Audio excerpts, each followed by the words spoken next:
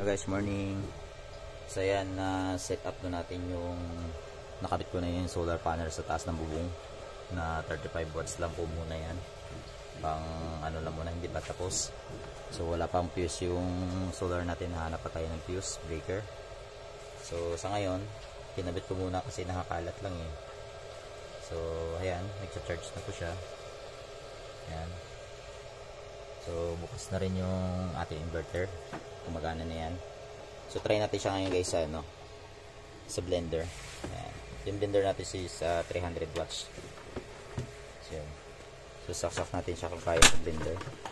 Kasi dapat ang purpose nito guys is yung pang emergency lang, saka so try natin siya ngayon sa blender. So mapapaikot na. So ayan guys. So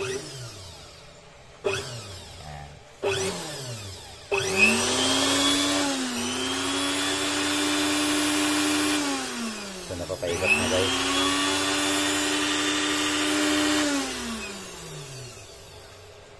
Ayan. So yan pa lang guys ang tutorial ko at ang video ko ngayon. Sa simpleng setup ko lang sa bahay. Thank you for watching.